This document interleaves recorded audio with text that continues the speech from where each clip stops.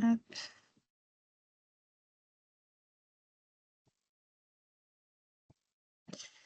Bonjour à tous. J'espère que vous allez bien. Hop. Bonjour. Bonjour tout le monde. On va attendre encore 2 petites minutes, le temps que les gens arrivent. Bonjour tout le monde. Bonjour dans le chat. Bonjour à ceux qui viennent d'arriver. On est ravis de vous avoir parmi nous.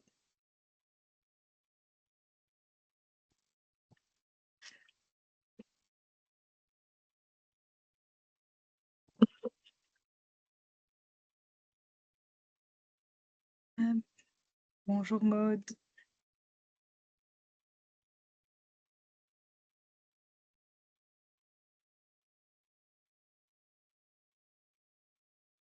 Hop.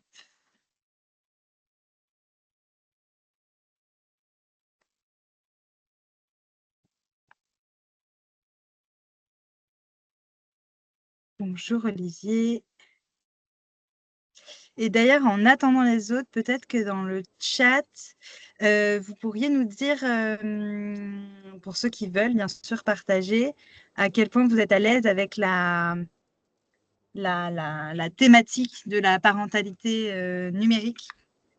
Si vous avez déjà fait des ateliers ou pas, si c'est la découverte. Bonjour Cyril. N'hésitez pas à nous partager ça dans le chat, si vous le souhaitez, pour qu'on sache un peu où vous en êtes sur ce thème.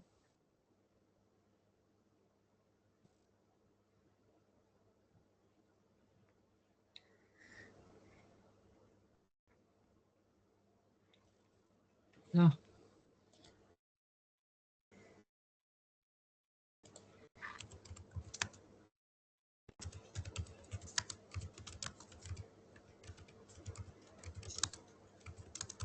Bien, et ben écoutez, il est 14h03, 4 à l'instant. Je vous propose que, alors, du coup, c'est une thématique que je connais assez peu. Super, merci beaucoup Julie pour ton partage. N'hésitez pas à partager le vôtre si vous le souhaitez dans le chat. On va démarrer. Donc l'idée aujourd'hui du webinaire, c'est de parler des enjeux de parentalité numérique. Donc on a la chance d'avoir deux intervenants, deux super intervenants même je dirais. On a Stéphanie qui travaille au Clémy et Achille qui travaille dans la collectivité je ne l'ai pas noté, je suis une andouille. Voilà, merci. Exactement, Cœur de Garonne. Tout à fait. Je savais que ça commençait par cœur, mais j'étais bloquée après. Je vais vous laisser vous présenter peut-être un tout petit peu plus rapidement, enfin un petit peu plus précisément, juste après. Et donc, on va pas vous faire intervenir tous les deux sur les enjeux et Achille, ce que vous avez pu mettre en place aussi sur justement le territoire Cœur de la Garonne. Et ensuite, on aura un échange avec les participants, avec vous, voilà, pour répondre à vos questions. Et donc, Stéphanie, je te laisse la main pour te présenter brièvement. Oui, donc bonjour, moi je m'appelle Stéphanie Valade, je travaille au Clémy, qui est le Centre pour l'éducation aux médias et à l'information. Le Clémy donc existe depuis 1983. On s'occupe à l'origine du système scolaire et de former les enseignants en éducation aux médias et à l'information pour qu'ils fassent des projets. C'est une philosophie, c'est une pédagogie du projet avec leurs élèves. On organise la semaine de la presse et des médias dans l'école, qui a lieu d'ailleurs cette semaine, qui rassemble plus de 4 millions d'élèves.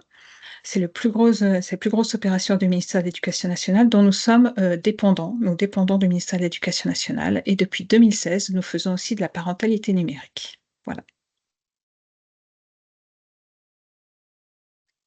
Trop bien. Merci beaucoup, Stéphanie. Et Achille, à toi la main. Oui, donc bonjour à tous et à toutes. Donc moi je suis Achille Bouni, je suis coordonnateur jeunesse, enfants jeunesse pour la communauté de communes Cœur de Garonne qui se trouve au sud de Toulouse.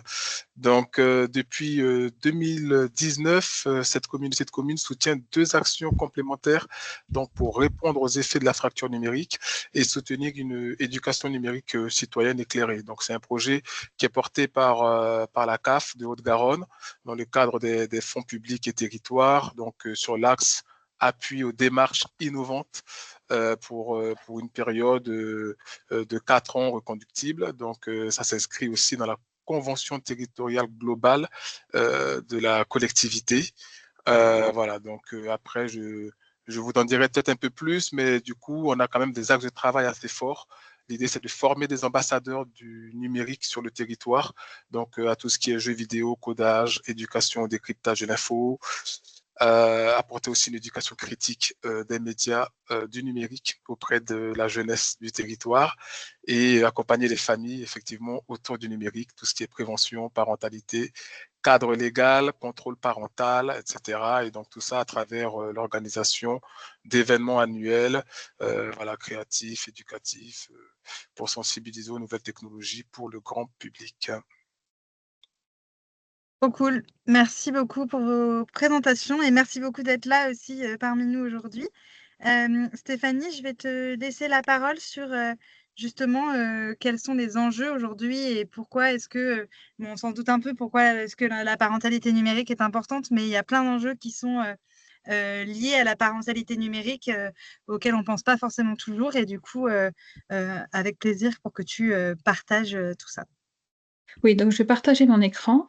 À un moment donné, je vais poser des questions. Je ne suis pas sûre que j'aurai accès au chat, pendant que je partagerai l'écran. Donc si l'un d'entre vous pouvait me dire quelles seraient les réponses apportées, ce serait absolument super. En Bien sûr, attendant, je ferai ça. je partage. Ah, attends. Voilà, je vais y arriver. Là, normalement, vous m'avez en plein écran. Oui, là, c'est bon. Parfait. D'accord. Donc, aujourd'hui, donc, je vais vous parler d'accompagner la parentalité numérique, enjeux et approche du Clémy. Pourquoi ça ne répond pas? Mon ordinateur ne répond plus. Je vais peut-être le laisser en petit si jamais ça ne fonctionne pas, hein.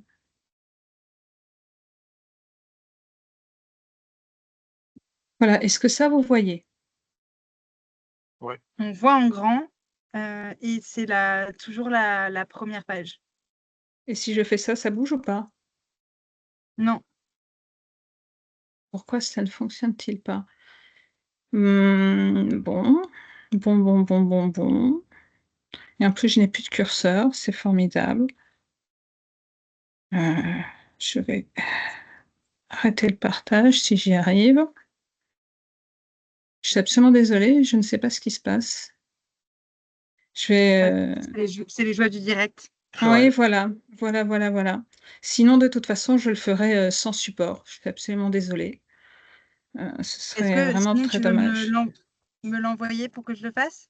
Il faudrait que tu m'envoies ta adresse mail dans le chat. Hop. Et oui, j'en profite du coup pour répondre à la question d'Elisabetta, pardon. Oui, vous aurez accès au replay et au support après ce webinaire. Je l'ai mis dans le chat, Oui, je suis Stéphanie. en train de joindre la copie au mail. Ça ne m'était jamais arrivé. ondine.vernier@lamanium.com.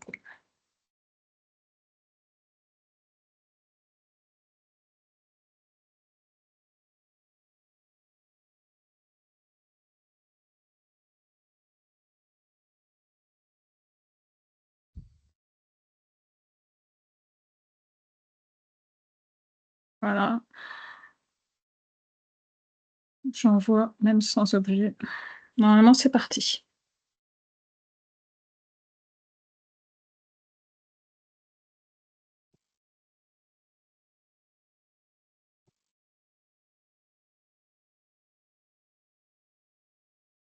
Je ne l'ai pas encore reçu, mais ça ne saurait tarder, je pense, j'espère. Oui, je pense aussi. Ondine.Vernier, je le renvoie, hein, @lamednum.coop. Ça y est, je vous ai en saisie semi-automatique.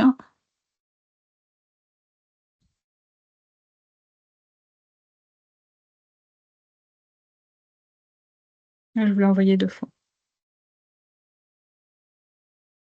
Ok. Peut-être qu'en attendant que je reçoive, tu peux peut-être démarrer même sans PowerPoint si Oui, ça te c'est ce que dérange je vais pas. faire. C'est ce que je vais faire. Donc, accompagner la parentalité numérique, enjeux et approche du CLEMI. Donc, je passe le moment où j'explique ce qu'est le CLEMI, mais je viens déjà de le faire. Je voulais donner quelques éléments sur notre positionnement pour que vous compreniez d'où le CLEMI parle. Donc, nous avons un positionnement non diabolisant, ce qui veut dire que nous ne considérons pas que l'outil, en particulier l'outil smartphone, soit en soi mauvais, même s'il y a des designs qui sont particulièrement accrocheurs. Les outils sont faits pour qu'on en reste un maximum de temps dessus, mais donc il faut éviter tout angélisme. Néanmoins, le diaboliser est à notre sens contre-productif parce qu'on peut en tirer des choses positives, d'où l'intérêt d'un angle éducatif qui est vraiment central au CLEMI, vu qu'on fait partie de l'éducation nationale, et on est persuadé qu'il faut éduquer aux usages comme on éduque à l'usage d'une voiture. D'où des actions de prévention et de sensibilisation que nous menons au CLEMI. Nous avons fait des campagnes d'affichage, nous avons fait un guide, nous avons fait une bande dessinée, tout ça dans une optique de faire connaître, de donner des repères et de sensibiliser les publics. Nos deux axes directifs sont la coéducation. Nous sommes persuadés que c'est un enjeu qui dépasse le cadre de l'école, qui dépasse le cadre de la famille, qui concerne en fait tous les éducateurs au sens large des enfants et des adolescents, et que donc il s'agit de mobiliser tout le monde pour faire une alliance éducative autour de cet enjeu. Et ceci dans notre deuxième axe, qui est la citoyenneté numérique. Le monde numérique ne cesse de se développer, et en fait, que fait-il à la notion de citoyenneté? Quelles nouvelles compétences faut-il développer pour être pleinement un citoyen dans un monde aussi numérisé que le nôtre? Donc, vous n'avez toujours pas le document? Donc Ah j'avais si, une c'est bon, question. je viens de le Ah, recevoir, c'est bon, d'accord, super. Je ça suis à la arrive. slide 4. Ok, parfait. Eh ben, dès que je le laisse, je vous le dis. D'accord, OK. Donc je continue. Donc j'avais une question numéro 1. Combien de parents, à votre avis, c'est une question que je vous pose, en pourcentage déclarent avoir besoin d'accompagnement dans l'encadrement des pratiques numériques de leurs enfants? Combien de parents considèrent qu'ils n'ont rien ou pas assez d'encadrement et qu'ils ont besoin de plus d'aide, plus d'accompagnement pour encadrer ces pratiques numériques? Donc combien de pourcentage? Et là, c'est une question que je pose à l'assistance, à votre avis? Alors, tu as pas mal de 70, il y a 90, il y a 56 Ouais. qui vient de tomber, 45, 54, 75. OK. C'est vraiment Alors, le juste prix.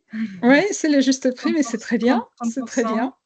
Alors, la réalité est certes importante, mais c'est pas 90%, même si je pense que c'est du déclaratif, hein.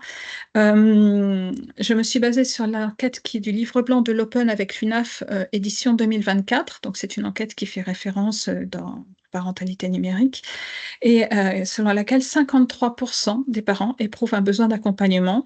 Il y en a 27 qui disent qu'ils sont pas du tout accompagnés, 27%, et 26% qui se disent accompagnés, mais pas suffisamment. Donc au total 53, ce qui est déjà plus de la moitié. Il Ce y a qui pas veut mal de dire gens qui étaient proches.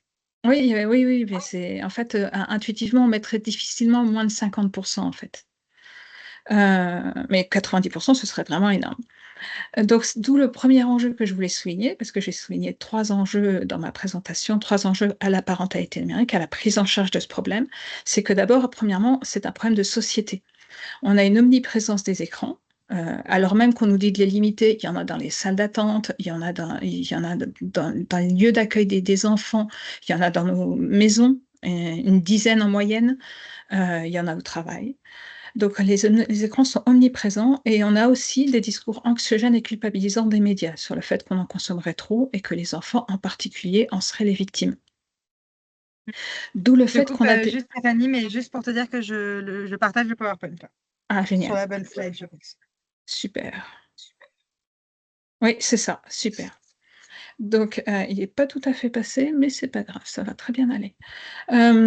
Donc, il y a aussi des inquiétudes sur la santé qui sont relayées par des médecins, dont a pris acte la commission d'experts qui a été mandatée par le président de la République.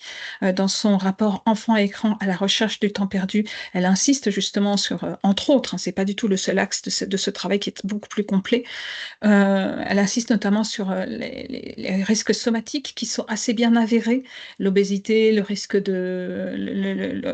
et en fait, les risques du type langage, développement neurologique, etc., eux demandent plus de travail d'un point de vue scientifique pour être pleinement avérés. Néanmoins, il y a de grosses inquiétudes sur la santé des enfants et des adolescents qui consomment beaucoup, beaucoup, beaucoup d'écrans. Si vous voulez bien passer à la slide suivante. Donc j'avais une deuxième question. En parentalité numérique, que vous soyez animateur chevronné ou débutant ou souhaitant le faire, quels problèmes vous semblent les plus aigus? Est-ce que c'est, par exemple, le temps d'écran ou autre chose? Je dis ça tout à fait au hasard, hein, il y a beaucoup de thèmes. La mobilisation des parents, oui, tout à fait, ça revient au modèle parental, à la surveillance du contenu, contrôle parental. Contrôle parental, c'est plutôt une solution. Ne pas juger, La gestion du temps d'écran, beaucoup, ouais. l'accessibilité, la communication, les Donc, ne contenus regarder. regardés, les temps D'accord, d'écran. d'accord, d'accord, d'accord. Bah, est-ce que vous pouvez passer à la slide suivante, s'il vous plaît? Je suis désolée de vous demander ça à chaque fois. Donc voilà, en fait, moi, j'ai mis une petite liste de thèmes. Donc en effet, on voit la vie familiale et le modèle parental que vous avez cité de nombreuses fois, comment accompagner les parents, comment les éduquer, la communication. Mais il y a aussi les images violentes, la pornographie, le cyberharcèlement, quelque chose qui est moins souvent cité, l'information et la désinformation, alors que c'est quand même important, notamment dans un cadre de citoyenneté numérique, de s'informer. Les réseaux sociaux, l'identité numérique, les traces, les jeux vidéo. Quand je participe à des groupes avec des parents qui ont des problématiques de jeux vidéo, ce sont parmi les plus aigus. Le temps d'écran et les contenus et tout ce qui est sécurité, arnaque, usurpation d'identité. Donc ça, c'est pour vous montrer à quel point la galaxie de la parentalité numérique est importante. Il y a énormément de thèmes et c'est un sujet extrêmement, polymorphe. Oui. Et il y a des défis qui se posent aux parents. J'en ai choisi, de les formuler sous 3 formes de questions, mais c'est non exhaustif. Comment protéger mon enfant? Parce qu'on sait tous qu'il y a des conséquences négatives, les arnaques, les contenus violents, les réseaux sociaux, qui peuvent être, on peut rencontrer des situations de cyberharcèlement et cetera. Comment me sentir légitime? C'est très important pour les parents de se sentir légitimes, alors même que parfois ils ont l'impression que leurs enfants sont plus doués qu'eux en numérique. Or, l'expérience des parents est absolument indispensable et elle est irremplaçable. C'est pas parce qu'un ado maîtrise mieux les paramètres de, je sais pas, de TikTok qu'il saura réagir dans toutes les situations. Et c'est pour ça que ça mène à la troisième question, comment prendre davantage dans ma capacité à agir en tant que parent? Oui, donc il y avait un deuxième enjeu, si vous voulez bien repasser, c'est juste avant. Pardon. Voilà, en fait, pour, traiter ce problème qui est un problème de société, au Clémy, on croit qu'il faut sauvegarder, qu'il faut conserver une approche nuancée, alors même qu'il y a beaucoup de discours, et à juste titre, qui disent qu'il y a des dangers, et travailler dans une optique d'éducation. C'est vraiment notre credo. Si vous voulez bien passer. Donc notamment, il s'agit de tomber ni dans l'angélisme, ni dans le catastrophisme. Le portable, comme je l'ai dit, est un outil omniprésent. C'est aussi un outil polyvalent. Il permet de faire de plus en plus de choses dans notre vie quotidienne. Il prend en charge de plus en plus d'aspects, ce qui fait qu'on a de plus en plus besoin de lui. Néanmoins, il faut différencier entre l'outil et l'usage. Il y a des biais de design qui sont volontairement développés par les industriels pour nous garder sur les écrans et sur les portables en particulier. Néanmoins, ça reste un outil et nous pensons, nous, qu'il faut en fait garder à l'esprit les nouvelles opportunités liées au numérique.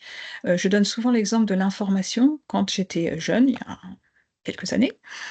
Pour s'orienter, en fait, il fallait aller à l'INSEP, au CIO, etc. Maintenant, il y a énormément de ressources sur Internet. On peut vraiment savoir des choses qu'on ne savait pas auparavant. Le monde est beaucoup plus décloisonné. Ça permet aussi une socialisation et une créativité. Mais pour ça, il faut évidemment être sélectif. Pourquoi? Parce qu'il y a des nouveaux risques de santé, comme je disais, la sédentarité, la vision, le sommeil, la motricité fine et aussi la santé mentale, même si ce domaine est moins exploré d'un point de vue de littérature scientifique. Donc l'éducation au numérique, c'est quoi? C'est passer d'un numérique subi, c'est-à-dire en fait je me connecte, mais je prends ce que le numérique me donne, à un numérique davantage choisi. On a créé une campagne de sensibilisation au clinique qui s'appelle «Les écrans, apprendre à s'en servir plutôt que les subir». On pense que ça résume assez bien notre credo, c'est-à-dire que malgré le fait qu'il y a un design attractif, que les écrans et les smartphones sont faits pour nous accrocher en particulier, on pense qu'il y a des marges de manœuvre et que c'est là que se joue l'éducation. C'est pour ça qu'au-delà du seul apprentissage technique, savoir se servir des outils numériques, il faut éduquer aux usages et promouvoir l'esprit critique. Alors l'esprit critique, si je devais en donner une définition, ce serait en fait le fait de prendre le temps de se questionner sur ce qui m'est présenté, que ce soit un discours, une action, une image, prendre le temps de me dire si je trouve ça rationnellement fondé, prendre le temps de me dire si je trouve ça rationnellement crédible, pour ne donner mon acquiescement que de manière réfléchie. Donc faire le retour de ce qui, de ce qui sur ce qui m'est présenté. Et c'est une pierre angulaire pour la citoyenneté numérique. Parce que la citoyenneté numérique nous demandera de faire des choix éclairés pour notre vie en collectivité. Et évidemment, l'esprit critique permettra d'abord de bien s'informer, de s'informer de manière plus fiable, mais aussi de prendre des décisions plus mûries. Donc en fait, ça favorise la citoyenneté numérique. Donc pour moi, nous, c'est ça l'éducation numérique. Et le troisième enjeu, c'est évidemment de ne pas laisser les parents sans piste de solution. Donc en fait, c'est d'offrir, des pistes que je ne peux juste présenter comme des pistes parce que comme, on sait quand on fait de la parentalité numérique, chaque famille est unique et il est bien difficile, pour le dire encore en euphémisme, de donner une solution, universelle. Elle n'existe pas. C'est pour ça qu'au Clémy, nous sommes non jugeants. Nous ne pouvons pas dire à une famille que ce qu'elle fait enfin que c'est difficile de dire qu'on a le modèle absolu, parce que le modèle absolu n'existe pas. Donc on offre des pistes de solutions. La parentalité numérique, tout d'abord, qu'est-ce qu'on y fait? En fait, on va accompagner, pardon, les parents et les outiller. Ça veut dire ne pas faire les choses à leur place. C'est à eux d'encadrer les pratiques de leurs enfants et de les guider vers l'autonomie. Mais pour ça, il faut les outiller, leur donner des repères, il faut les accompagner, par exemple, un sentiment de culpabilité. Je l'ai bien passé. Ah, merci. Donc, au Clémy, on a créé un kit de médiation qui comprend 4 ateliers complètement écrits. Et pour animer ces 4 ateliers complètement écrits, dont je ne vais pas développer toute la jeunesse parce que ce serait peut-être un peu long, je ne sais pas combien de temps j'ai pris, mais au début, on a eu un peu de retard au démarrage. Dans ce kit, on a tout un guide de médiation pour aider à le prendre en main. Et dans ce guide de médiation, on a beaucoup réfléchi à la posture qui était la plus efficace, la plus respectueuse vis-à-vis des parents pour parler d'un sujet qui est comme un sujet intime, qui est un sujet qui les met parfois en difficulté, qui les met souvent en difficulté quand ils viennent, c'est qu'il y a des problèmes et qu'ils se sentent qu'ils se sentent pas bien avec ça. Est-ce que vous voulez bien passer à la suivante? Donc voilà, là, c'est la slide un peu costaud. L'importance de la posture. Alors on a pensé, d'abord ce kit a été fait avec Genoveva Desplat, qui est une formatrice animatrice en parentalité positive et on a croisé dans ce kit notre approche expertise en EMI avec son approche expertise en communication dans la sphère familiale. Donc ce qu'on lui a demandé, c'est de créer des ateliers avec nous qui favoriseraient la communication dans la famille parce que ces sujets sont, complexes et que, parfois le manque de communication, complexifie encore la chose. Et du coup, sans vouloir dire aux parents ce qu'ils doivent faire, on leur propose des outils dont ils peuvent se saisir ou pas, en fonction de leurs convictions intimes. Simplement, on leur propose quelque chose. Et pour leur proposer ce quelque chose, on a réfléchi à la posture qu'on préconise pour aller vers les parents pour faire ça. Donc évidemment, il y a des choses auxquelles on s'attend tout de suite, l'absence de jugement, la confidentialité, mais il y a d'autres choses aussi qui me parlent beaucoup, après avoir beaucoup travaillé sur le sujet. Pas de conseils non sollicités. En effet, il y a des parents qui viennent simplement pour être écoutés et un conseil, ça peut être intrusif et notamment un conseil, ça peut être descendant et dans ce cas-là, ça amène de la passivité. Les parents qui attendent que les experts, entre guillemets, que nous serions peut-être, à leurs yeux, leur disent comment ils doivent faire et ce qu'ils doivent faire, vont avoir un biais, c'est d'attendre la solution de l'extérieur, alors que leur famille est unique et que c'est eux qui ont l'autorité parentale. Donc en fait, il s'agit de les mettre en situation où ils se sentent plus sûrs d'eux, plus en confiance, parce qu'on leur a donné des outils, parce qu'on leur a donné des repères, et pour leur permettre en fait de prendre ces décisions, et de prendre ces décisions en général en famille. Donc en fait, il s'agit de quoi? D'accueillir les émotions et la culpabilité des parents sans la juger, de poser un cadre, notamment dans la prise de parole, de développer une horizontalité. L'animateur n'est pas celui qui sait et qui vient distribuer la bonne parole. Il est là pour animer un groupe qui collectivement va créer une dynamique et va permettre de faire émerger des solutions. Donc, pour se faire émerger des solutions, on transmet des repères sur les écrans. Par exemple, il y a un atelier sur s'informer sur les réseaux sociaux. Ben, en fait, on donne des repères sur ce que c'est que la fabrique de l'information, comment ça se fait, quelle est la différence, par exemple, entre un journal et un réseau social. Il y en a beaucoup, je ne vous cache pas. On donne des clés, des repères pour que les gens soient informés. Mais, mais on donne aussi des... Attendez, je m'entends. Mais on donne aussi des clés de communication. C'est-à-dire, en fait, des astuces, des postures, pardon, c'est plutôt des postures, que les parents peuvent, s'ils le souhaitent encore une fois, adopter, s'ils ne le font pas déjà, pour parler peut-être un peu différemment à leurs enfants de ces sujets-là. Le but total, d'ailleurs, on les fait expérimenter via des jeux de rôle. C'est la dernière chose que je voulais dire, c'est que les clés de communication ne se contentent pas d'en faire une présentation théorique, on les met en place dans des jeux de rôle pour qu'ils puissent expérimenter, voir si ça leur convient, si ça les convainc ou pas. Et donc, ça met les parents plus en confiance parce que notre conviction, c'est qu'il faut leur donner confiance et qu'il faut leur donner des outils pour qu'ils aient confiance.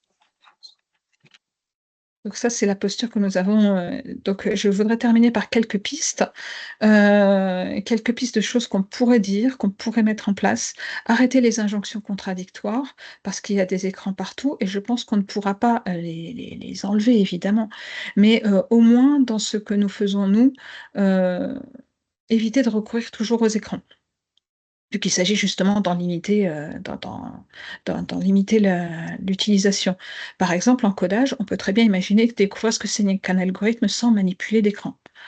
Expliquer les ressorts du numérique, ça c'est très efficace. Les gens ne comprennent pas forcément pourquoi ils sont captés par leur téléphone. Et ben on leur explique ce que c'est que la captologie. Et on a créé une petite BD qui explique ça très bien, entre autres, dans La tête de Juliette, qui se trouve aussi en téléchargement sur notre site internet. Toutes nos ressources sont gratuites et en téléchargement sur notre site internet. Et dans cette bande dessinée, et ben en fait, la jeune fille Juliette se retrouve avec son téléphone portable pendant cette journée-là, elle doit apprendre un texte de théâtre. Va-t-elle y arriver ou pas, sachant que son téléphone va essayer de capter son attention.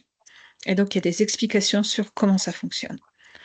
On pense à favoriser les activités hors ligne, évidemment, parce que le problème des écrans, c'est quand ça évince les autres activités. Et du coup, là, ça crée des problèmes, en effet, d'équilibre pour l'enfant. Les solutions sont à co-construire en famille, parce que c'est une problématique familiale. J'ai peut-être pas assez insisté sur le rôle de modèle et d'exemple des parents, mais la problématique est gérée généralement en famille. À partir des usages qui ne disparaîtront pas, essayer de promouvoir des usages créatifs et choisis. Et enfin, donner des repères, comme je l'ai déjà dit, pour construire une citoyenneté numérique et un esprit critique. Donc, je crois que je suis arrivée au bout de mon PowerPoint. Voilà, c'est tout. Ah oui, pardon, il y avait encore la dernière slide. Il y a encore une toute dernière slide, les autres sont pour moi. C'est en effet 4-5 références que j'ai données. Le rapport de la commission écran, l'espace famille du site du Clémy, où vous trouverez tout ce qu'on propose et que je n'ai pas forcément eu le temps de développer, le livre blanc de l'Open, le baromètre de la Fondation pour l'enfance et le site Je protège mon enfant, qui répertorie un certain nombre de ressources. Si vous allez dans l'onglet ressources, vous avez un certain nombre de ressources de différents acteurs de la parentalité numérique qui sont référencés. Et c'est le site officiel, pour l'instant en tout cas, de la parentalité numérique. Il est géré par l'UNAF. Trop bien. Ben, merci beaucoup Stéphanie pour tout ça, c'était hyper riche. Et j'ai mis également dans le chat le lien vers le kit de médiation dont tu parlais tout à l'heure. Merci. Merci pour ça. Avant de du coup proposer un échange, Achille, je vais te proposer de présenter un peu ce que vous faites au niveau de la collectivité Cœur de Garonne, parce que vous êtes hyper engagé sur le sujet de la parentalité numérique. Et donc du coup, je te laisse le micro. Bon, merci Stéphanie pour cette présentation. Et alors là, il s'agit de Cœur de Garonne. Donc tout à l'heure, c'est vrai que je n'ai pas précisé qu'on est vraiment dans un environnement, un milieu ultra rural. Ça a son importance parce que, bon, déjà, il y a plein de freins liés non seulement à la mobilité, à l'éloignement aussi des grandes métropoles et à une réalité, en fait, du monde rural qui fait que on aurait tendance à penser que les besoins et en tout cas les pratiques autour du numérique ne sont pas les mêmes qu'en ville ou sont très éloignés. Bon, et en fait, c'est tout le contraire. Pour faire un peu court, alors moi, j'ai travaillé très longtemps en QPV, dans quartier politique de la ville, avec voilà tout ce que aujourd'hui nous connaissons des politiques et des dispositifs pour ces endroits du territoire. Mais il y avait aussi un enjeu sur le milieu rural qui consistait à dire qu'est-ce qu'on fait au départ de la jeunesse en milieu rural et aussi des familles sur la question du numérique. Je vais commencer rapidement aussi par donner des chiffres. Je pense que tout à l'heure, Stéphanie en a parlé, mais vous les aurez dans les ressources. Mais c'est très important d'avoir en tête déjà que les réseaux sociaux, par exemple, sont interdits avant l'âge de 13 ans pour les jeunes en particulier. On a une majorité numérique qui existe aussi, donc 15 ans. Donc on peut parler là actuellement pour voir si on peut rabaisser l'âge ou pas. Mais c'est 15 ans la majorité numérique. La moyenne des temps d'écran pour un mineur, faut savoir que c'est en moyenne 3 heures par jour. 11 ans, on parlait tout à l'heure de cyber, on parlait aussi de pornographie, etc. C'est en moyenne l'âge où un mineur voit pour la première fois du contenu pornographique en ligne. 11 ans. Donc, il faut vraiment se rendre compte que ce sont des âges quand même qui sont parfois inquiétants. Et un enfant sur 10 aujourd'hui, je pense que c'est un peu plus, ça c'est du déclaratif, dit avoir été victime de cyberharcèlement.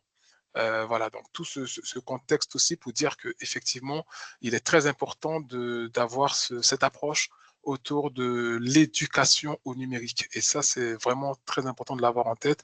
Nous ne sommes pas des sachants, on n'est pas la posture dont parlait tout à l'heure Stéphanie, l'animateur ne doit pas arriver en sachant et en apprenant vis-à-vis des parents, mais bien d'accueillir et de faire avec aussi les ressources et les connaissances des parents. Donc nous, sur Cœur de Garonne, on a fait le choix politique de vraiment faire monter en compétence nos animateurs, en fait nos agents, et de les former. Donc aujourd'hui, ils sont, en plus d'être animateurs sur les ALAE et les espaces jeunes, ils sont ambassadeurs numériques. Ça consiste en fait à leur donner les outils, à les armer pour qu'ils puissent aussi faire du face-à-face, aller au-devant des besoins, des problématiques de notre territoire. Donc l'année dernière, par exemple, ils ont été formés sur l'identité numérique, sur le cyberharcèlement, sur les réseaux sociaux, donc pas que les dangers des réseaux sociaux.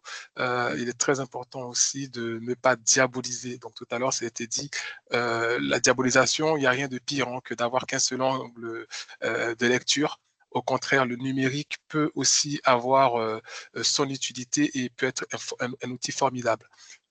Souvent, je dis, donnez une plume à quelqu'un, il peut vous écrire le plus beau des poèmes ou il peut vous l'enfoncer dans l'œil. C'est une image un peu directe, mais c'est un peu pareil pour le numérique. C'est-à-dire qu'il faut savoir comment l'utiliser et à quel escient, et pour ne pas en être complètement dépendant et savoir faire des ruptures pour passer à autre chose. Le reste existe aussi au-delà du numérique. Le numérique n'a pas tout remplacé.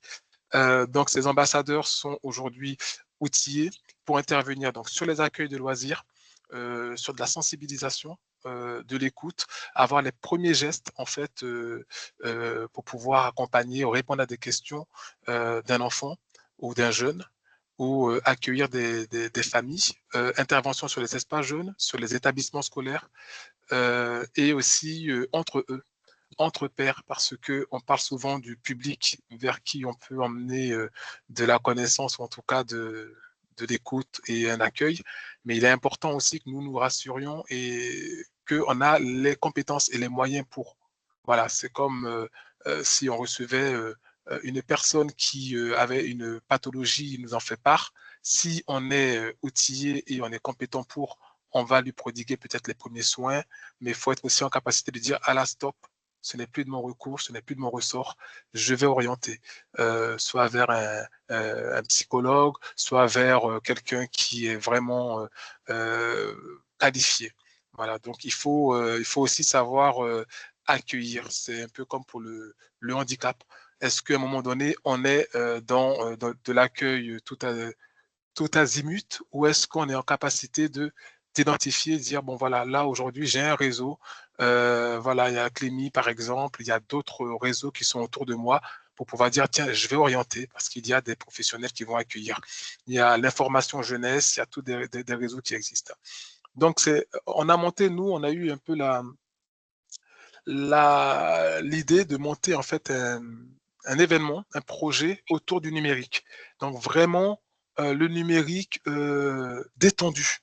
J'aime bien utiliser ce terme, très détendu, parce qu'on sent cette atmosphère un peu anxiogène, et à juste titre parfois, hein, autour du numérique, parce que c'est de la méconnaissance souvent, et on n'a pas forcément toujours accès à ses droits, on ne sait pas ce qu'on peut faire en cas de problématique. Donc on a détourné, on a fait le pas de côté en se disant on fait un trophée numérique dans lequel on va associer par exemple de la danse et du numérique, de l'art du numérique. On va faire venir un mur interactif. On va parler aussi du numérique, mais plutôt on joue avec des casques VR, mais on découvre aussi l'aspect culturel. On peut faire de la visite de musée, on peut voilà. Donc c'est pour dire vraiment toutes les possibilités qu'offre le numérique, et c'est un prétexte. Voilà, il faut toujours trouver des prétextes pour pouvoir accueillir et être accessible vis-à-vis des parents. Là où il y a un enfant et un jeune, il y a forcément des familles. Et les familles ne vont pas forcément faire le pas vers nous, parce que soit on est des institutions, soit nous sommes des endroits où c'est pas aisé pour eux de venir à notre rencontre. Repenser aussi les espaces d'accueil.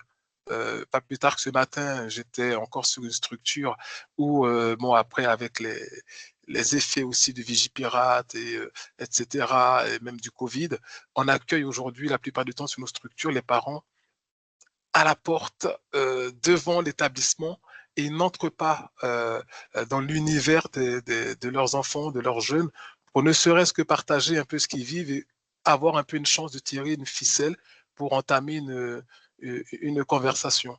Donc, repenser ces espaces-là, c'est très important. Et puis, permettre aux parents d'entrer dans l'univers de leurs enfants, et non souvent l'inverse, qui peut parfois créer des dérives, parce que sous prétexte qu'on va passer un temps, on va partager un moment avec son enfant, on le met dans des situations non adaptées pour lui. Voilà, on regarde une série avec un Peggy qui n'est absolument pas adapté à un enfant de 6 ans, mais comme on est avec lui assis dans le canapé à côté, on se dit, bon, bah, c'est pas grave, on déculpabilise parce qu'on est en train de passer un moment avec notre enfant. Or, ça, c'est une pratique à observer et à faire attention. Et autre chose aussi que je trouvais important de dire, c'est si on a l'intention de travailler en direction des familles et cette parentalité, ne pas brandir effectivement alors, c'est pas un traquenard ou quoi, mais ne pas brandir les raisons vraiment pour lesquelles, parce que ça peut être parfois assez brutal pour certaines familles. Ça leur renvoie directement à leur propre pratique, à leur propre où ils en sont avec le numérique. Donc, c'est-à-dire, si vous voulez travailler sur le sujet du numérique, c'est un avis, hein, peut-être prétexter autre chose, un moment peut-être un peu moins formel, un moment un peu plus convivial, et puis sur peut-être des dispositifs qui existent déjà, qui viennent pas alourdir en fait l'intention que vous avez. Parce que un parent qui serait un peu invité à venir parler du numérique, des pratiques autour du numérique, si lui-même déjà n'a pas aujourd'hui tous les codes, les bonnes pratiques et toutes les informations, ça peut être violent parce qu'il peut se sentir jugé, il peut se sentir voilà, un peu montré du doigt parce que il y a les sachants qui l'attendent pour lui apprendre un peu la vie.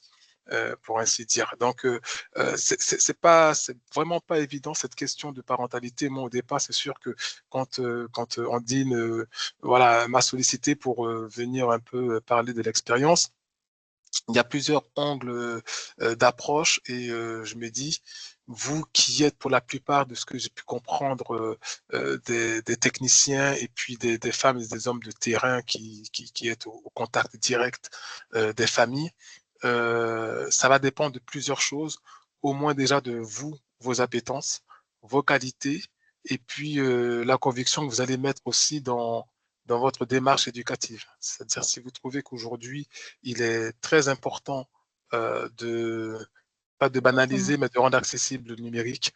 Voilà. Il faut être aussi, vous, en capacité d'être un peu un phare. On parle d'exemplaire. Voilà, il faut être un peu aussi un exemple. Donc, ça passe par nous, par vous. Donc, on parlait des pratiques tout à l'heure. Je vais souvent sur le terrain, sur les accueils de loisirs. Et il arrive encore malheureusement, et parfois c'est dans les déformations en fait de nos pratiques, de voir sur des temps de face à face des professionnels qui sont accaparés par le téléphone. Parce que sur la structure, il n'y a pas une ligne pour les équipes et donc on doit faire avec nos téléphones parce qu'on sait aussi que la réalité nous amène à avoir des groupes WhatsApp pour avoir des informations très rapides, très pratiques et c'est au détriment parfois de ce pourquoi on est en train d'être, ce pourquoi on est là. Et l'enfant qui nous voit avec le téléphone, voilà, ne va pas forcément comprendre que on l'éduque dans le sens de s'éloigner des écrans. Donc voilà, c'est vraiment, on est sur une corde raide et voilà, les efforts, en tout cas, la posture commence par nous-mêmes d'abord et on est déjà inondé. Hein. Là où je vous parle, regardez, j'ai 2 écrans d'ordinateur, j'ai 2 téléphones et voilà, j'ai enlevé ma montre connectée, donc on est déjà hyper inondé. Donc voilà. Et pour dire donc ce trophée, donc excusez-moi, hein, on n'a pas beaucoup de temps et je me dis j'essaie d'être concis, bref, mais il y a énormément à dire. Ce serait bien de repenser peut-être un autre moment autour de la parentalité, peut-être un épisode 2, je parle sous le contrôle d'Andine, mais voilà, et nous en fait l'effet que ça a eu, le trophée numérique, c'est que simplement ça a été un moment, euh, ce qui a été retenu, hein, c'est vraiment un moment d'amusement et le public qui était passé par cet événement s'est senti soulagé. Enfin, on n'est pas en train de leur dire faites attention où vous mettez les pieds, faites attention, faites ci. Et se sont dit ah, le numérique, ça peut être fun, ça peut être sport, ça peut être fédérateur. Et c'est de ça dont on parle, on a besoin de ça. Et il y a eu cette grande fracture aussi avec la pandémie. Et en fait, on a simplement besoin de revenir à des choses basiques, sauf que des outils ont été aujourd'hui tellement utilisés, ils sont aujourd'hui incontournables qu'on ne peut plus revenir en arrière. Et il faut faire avec, ne pas perdre de vue qu'on a simplement besoin de créer du lien et voilà, de faire prendre confiance et conscience aux gens que c'est l'avenir, on ne va pas passer à côté. Je regardais rapidement certaines remarques, questions autour de l'IA, par exemple. L'IA, c'est les enjeux de demain, mais j'en discutais tout à l'heure, mais ça fait long time et super très longtemps que l'IA existe. Simplement, aujourd'hui, on s'en empare, on en parle parce que c'est plus accessible, mais n'oublions pas que nous sommes des animateurs avant tout et pour la plupart, et que le jeu le jeu et l'envie de faire ensemble doit l'emporter parce que le fait d'être ensemble et avec l'IA, il y a tellement de possibilités voilà, d'emmener en fait nos publics vers la notion de ludique et d'avoir le bon ton. Voilà, bon, voilà, je vais essayer de m'arrêter là parce que je, il y a beaucoup à dire, mais en tout cas, merci. Je suis friand des questions si je peux y répondre. Voilà. Justement, dans le chat, merci beaucoup Achille pour tous ces contenus hyper intéressants.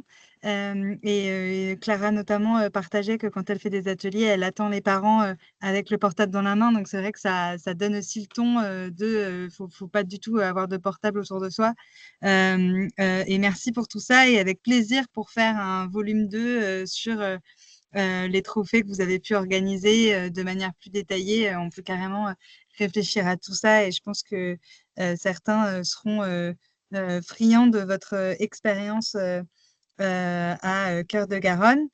Il y a quelques questions que je me suis notées. Alors déjà, notamment sur les ateliers, c'est vrai qu'il y a pas mal de personnes qui remontent le fait que les ateliers de sensibilisation, c'est hyper intéressant à mettre en place, mais c'est d'autant plus difficile après de faire venir les parents lors de ces ateliers. Et du coup, là, je parle vraiment à vous deux. Est-ce que vous avez des pistes pour justement faire en sorte que les parents soient présents, que ça donne envie et que, voilà, qu'ils dégagent aussi du temps dans leur, dans leur emploi du temps de parents, de professionnels, etc., pour venir à ce genre d'atelier. Alors nous, on travaille encore d'ailleurs sur un document pour aider les personnes de direction dans l'éducation nationale. Donc je vais parler un petit peu de ce point de vue-là, mais c'est tout à fait transposable. Ce qui nous est apparu, c'est d'abord qu'il fallait construire sur le long terme ou sur le moyen terme des opérations one shot. Ça fonctionne en fait beaucoup moins bien. Il faut vraiment avoir un lien de proximité avec les gens, les connaître, avoir des prescripteurs qui disent qui les accompagnent, qui leur disent que c'est utile, etc. Une autre chose c'est en fait là c'est dans le cadre scolaire, mais encore une fois c'est transposable, c'est faire quelque chose aux enfants et en fait proposer une présentation de ce travail, que ce soit des poèmes ou des vidéos, etc. Et à la faveur de cette réunion, introduire quelques notions sur un thème connexe. Donc ça, en fait, vu que les parents seront intéressés par ce qu'ont fait leurs enfants, ça pourrait être un bon levier pour les amener à venir. La troisième chose, là, ça concerne vraiment l'éducation nationale, c'est le lieu, en fait. Le lieu est important. Dans les collèges et les lycées, c'est complexe de faire venir les parents pour différentes raisons. Tout le monde n'a pas un super souvenir de l'éducation nationale. Et puis, par ailleurs, c'est une institution qui est vue, et à juste titre, comme jugeante. Donc, il faut vraiment réfléchir au lieu où ça peut prendre place, un lieu qui soit proche des gens. Et le dernier conseil, c'est quelque chose que d'ailleurs Achille vous avait dit, je crois, c'est de ne pas surajouter à ce qui existe déjà. S'il y a déjà des espaces, des moments qui existent, autant investir ce qui existe déjà parce qu'on a tous des vies très compliquées, les parents sont des gens qui ont beaucoup de choses à faire, on est bien placé pour le savoir. Donc, utiliser vraiment les leviers qui existent déjà et proposer des formats nous, ce qu'on va proposer aux personnes de direction, a priori dans le document, c'est peut-être d'utiliser les temps de la pré-rentrée ou des réunions parents-prof pour introduire des petits ateliers. Mais c'est transposable, encore une fois. Ok. Achille, est-ce que tu veux rajouter quelque Oui, chose sur cette... Oui, moi je vais rejoindre aussi alors sur utiliser l'existant effectivement.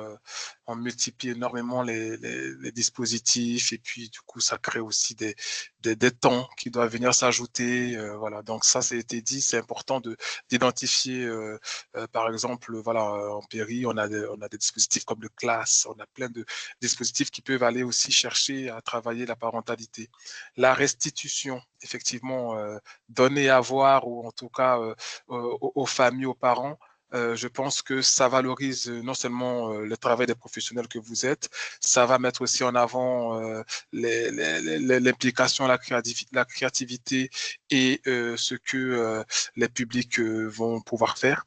Donc ça, c'est très important. Et puis, ça peut créer voilà, un espace, un moment où, bon, on fait aussi attention aux familles et puis on leur donne à voir, à montrer sur l'engagement de leurs enfants. C'est très important.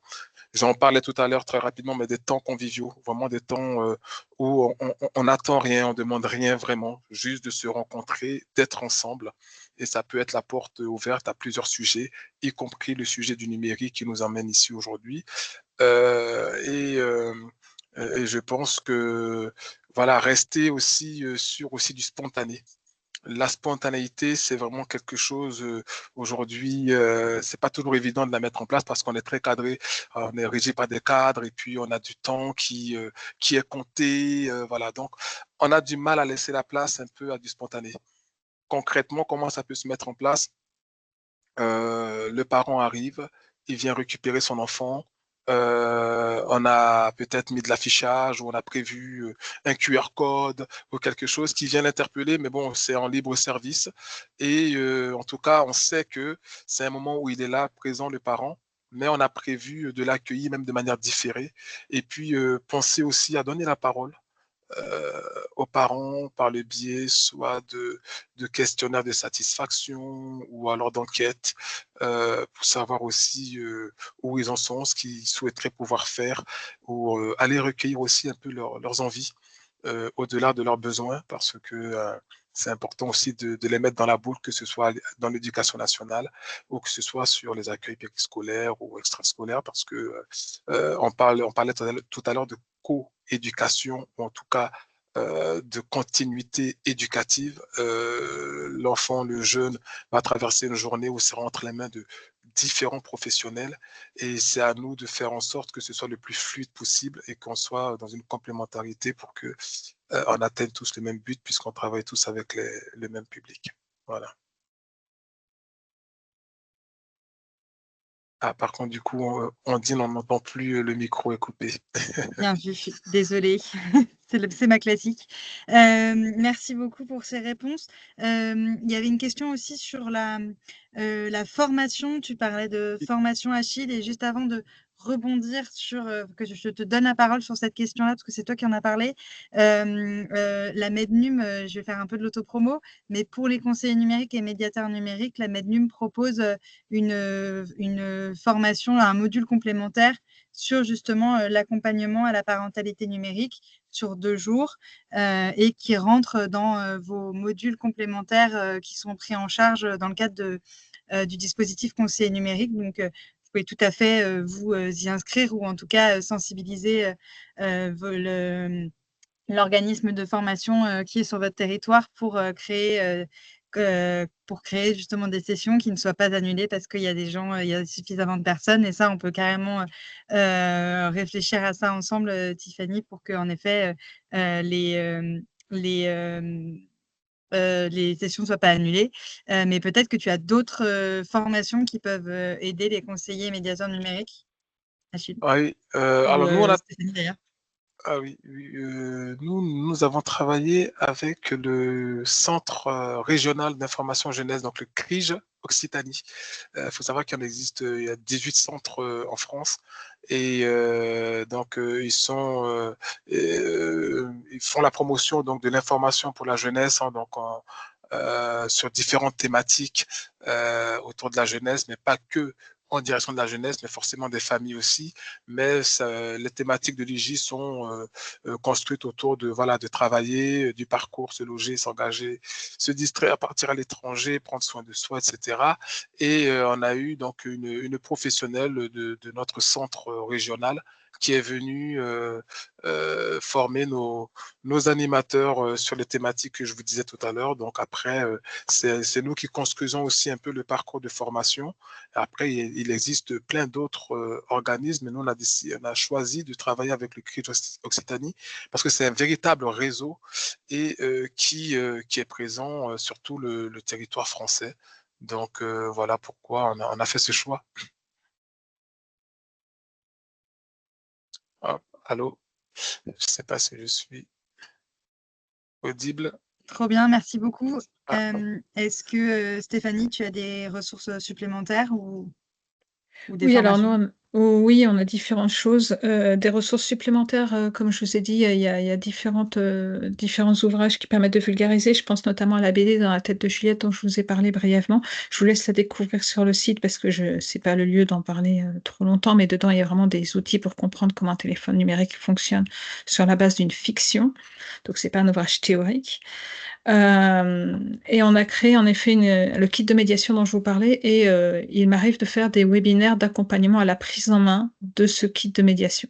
Donc ça, c'est ce qu'on propose pour l'instant en termes de formation. Il y a d'autres choses qui sont aussi en cours de préparation, pour l'instant plutôt pour des personnels de l'éducation nationale, vu qu'on en fait partie. Mais la formation dont je parlais pour prendre en main le kit, elle est accessible hors éducation nationale, évidemment. Trop bien. Merci beaucoup. Et je pense que je vais conclure sur une question qui n'est pas simple, mais qui est revenue souvent dans le chat.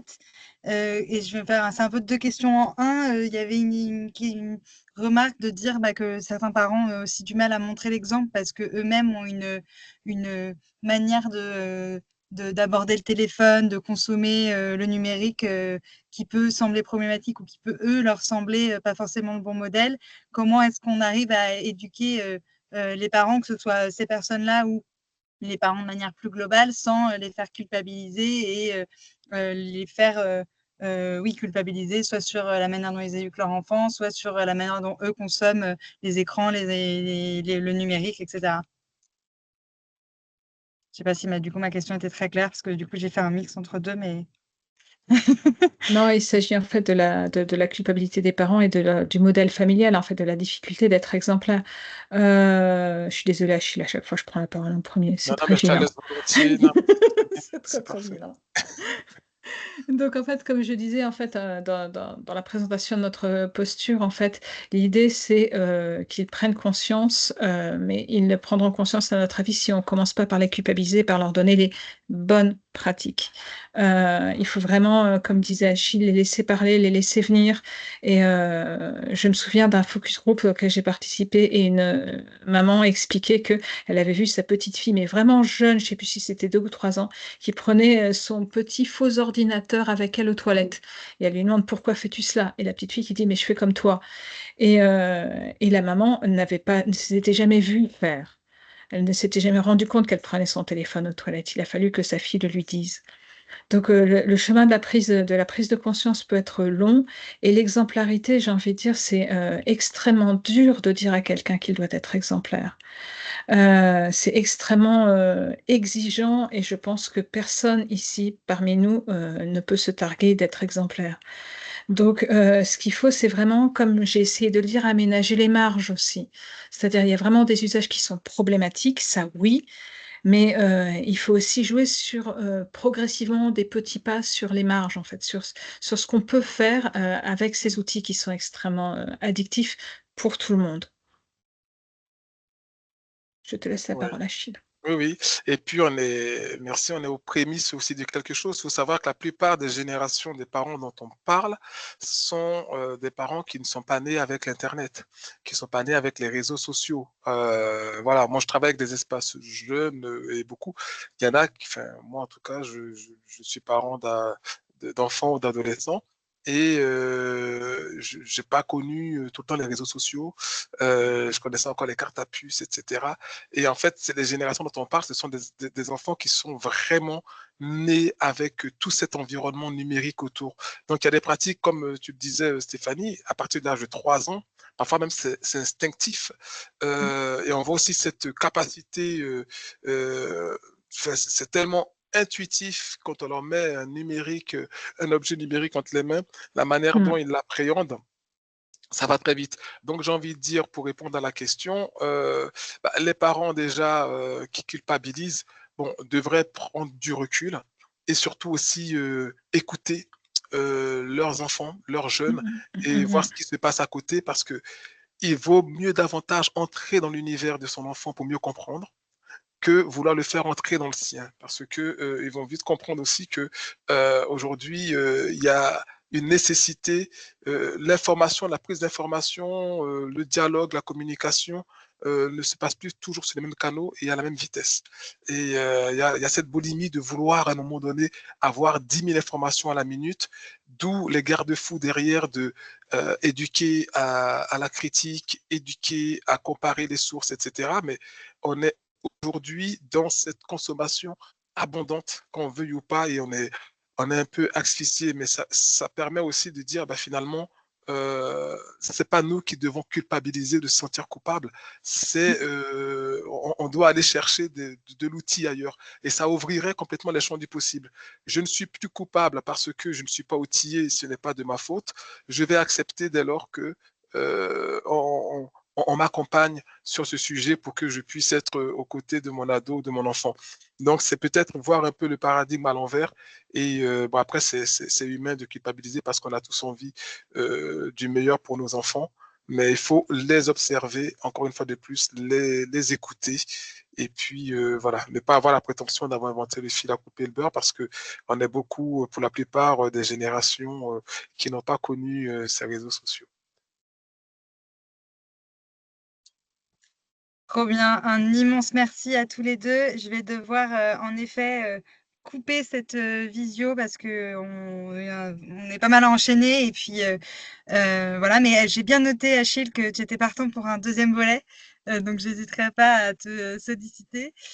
Merci à vous deux d'être venus partager votre expérience, votre expertise sur le sujet, d'avoir donné des ressources, autant de ressources et d'informations. Et merci à tous les participants d'avoir été présents et d'avoir posé vos questions et d'avoir pas mal réagi en ping-pong aussi sur voilà, les informations et les retours d'expérience des uns des autres dans le chat. C'était hyper intéressant aussi de vous suivre par là. On vous enverra le replay et la présentation de Stéphanie. Et merci à tous du coup pour votre présence. Je vous souhaite une très belle fin de journée et à très bientôt. Merci à tous. Merci Pour votre beaucoup. écoute. Merci Ondine, Stéphanie. Et à très bientôt. Bonne fin de journée. À bientôt. Merci beaucoup. Bonne Au fin de revoir. journée. Au revoir.